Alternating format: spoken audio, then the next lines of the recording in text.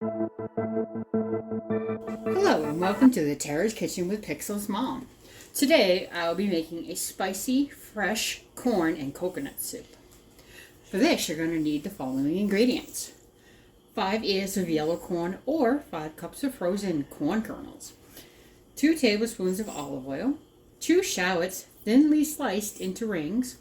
3 garlic cloves minced. 1 1-inch piece of ginger peeled and minced. 1 jalapeno or red chili pepper minced, 4 to 6 red potatoes cut into 1-inch cubes or larger, 2½ cups of vegetable broth, 1 15-ounce can of full-fat coconut milk. You're also going to need fresh lime juice, kosher salt, and cilantro for the presentation. Alright, our first step is going to be to put some olive oil in our preheated pan. Once that is in the pan, we're going to stir it around, make sure it's all ready to go. And then we are going to add the following ingredients to start our soup. We're going to put our shallots in. We're going to add our garlic.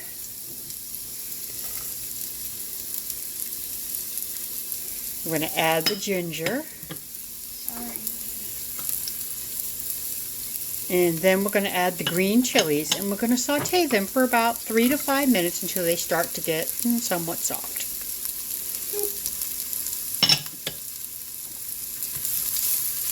And you can tell that pan is nice and ready and warm to go, so it's going to be a few minutes and we'll be right back.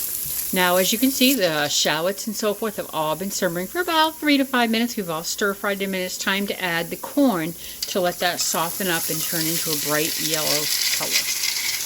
That should take about 3 to 5 more minutes. Okay, now that our corn has brightened up in our bright yellow color, our final step will be to add the potatoes before we add any of the broth or the coconut milk. And we're going to let that sit for 2 to 4 more minutes just to get them a nice little warming before we actually add the broth. Alright, our mixture has been sitting in the pot for approximately 6 minutes now, and it's time to add the vegetable broth and the coconut milk, and we're going to bring this to a boil, and then we'll let it simmer for anywhere from 8 to 12 minutes or until the potatoes are soft and fork tender.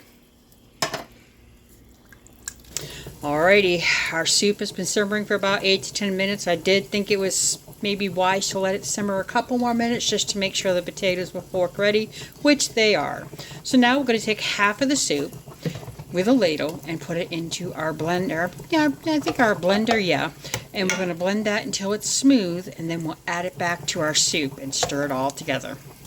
You'll be back when that's all done. You can see that our soup has been blended. It is a nice smooth consistency, and we're going to now take that and add it back to our pot of the rest of the soup.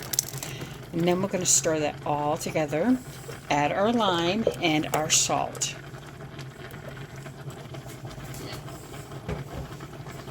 You see how it looks when we stir that all up. Oh, I wish you could smell this. It smells so aromatic. Oh, that looks so good, doesn't it? Yeah. Alright, we'll be back momentarily once we serve it up, and we'll give it a try. Alright, folks, now comes the best time of all, the taste test. It looks nice and thick and creamy. Let's give it a try and see how it came out. My camera girl, who happens to be none other than Lyrical at this point, is allowing myself and Pixel to give it a taste. Hi. Oh my god. Oh, Holy crap. that is seriously yummy. As the bowl disappears, as you can see, it's a good soup. Yeah. All right, I want to thank you all so much for joining me today and my channel. Give it a like, share it with your friends and family. Give it a try. Tell me what you might have done differently.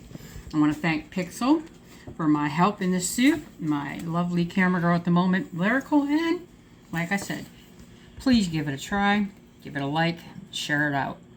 Thank you so much, and be safe and be well.